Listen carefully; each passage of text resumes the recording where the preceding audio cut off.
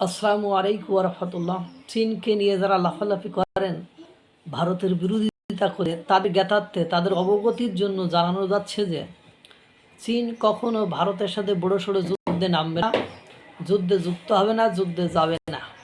কারণ চীন যদি ভারতের সাথে যুদ্ধ করে, ভারত একটা কাজ করলেই চীনের অর্থনীতি এক সপ্তাহের ভিতরে স্থবির হয়ে যাবে। যেমন হরমুজ প্রণালী বন্ধ করে দেওয়ায় মধ্যপ্রাচ্যের সাথে অন্যান্য দেশের যে সংকট শুরু হয়েছে, তার চেয়ে বড় সংকট চীনের শুরু হবে। ভারত কেমনে চীনের চোখে চোখ রেখে আওয়াজ দেয়, এর কারণগুলো আপনারা জেনে নেন। মনে হয় যে চীনের এত সামরিক শক্তি, এত কিছু, তারপরেও ভারতের সাথে কেন তুমু করে, এই কারণগুলো আপনাদের সামনে এখন আমি উপস্থাপন করব।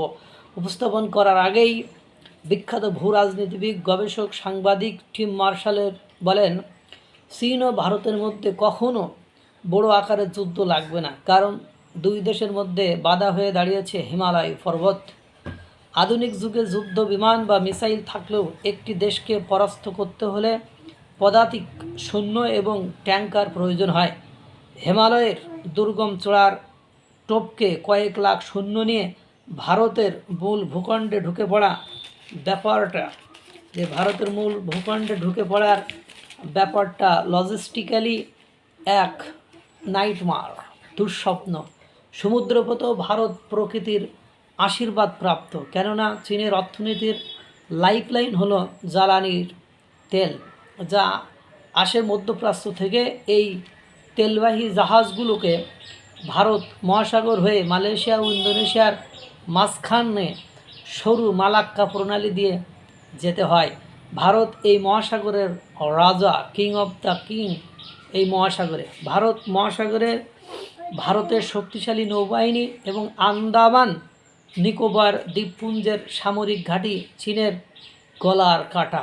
যুদ্ধের সময় ভারত যদি এই পথটি বন্ধ করে দেয়, তবে চীনের অর্থনীতি কয়েক সপ্তাহের মধ্যে স্থবির হয়ে পড়বে, অর্থাৎ ভেঙে পড়বে চীন। তাই এই সমস্যা থেকে বাঁচতে পাকিস্তান ও মিয়ানমারের উপর দিয়ে বিকল্প রাস্তা খুঁজছে, যা এখনও অনিশ্চিত। এই জন্য দেখবেন মিয়ানমার এবং পাকিস্তানকে সর্বাত্মক সাহায্য সহযোগিতা সবসময় করার জন্য সিদ্ধহস্ত বা প্রস্তুত থাকে।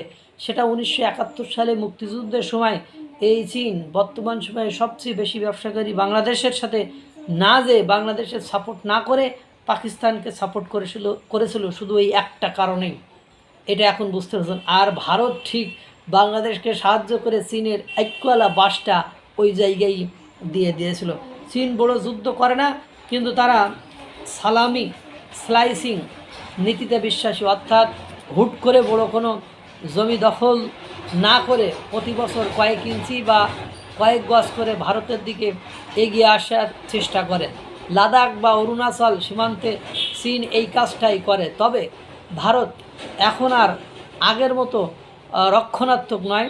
2020-এর গালওয়ান সংঘর্ষের পরে ভারত সীমান্তে অবকাঠামো নির্মাণে 10 গুণ দ্রুত গতি বাড়িয়েছে। চীন যেখানে রাস্তা বানাচ্ছে, ভারত তার পাল্টা টানেল এবং এয়ারবেস বানাচ্ছে। ভারত এখন চীনের ভাষায় কথা বলতে শিখে গেছে।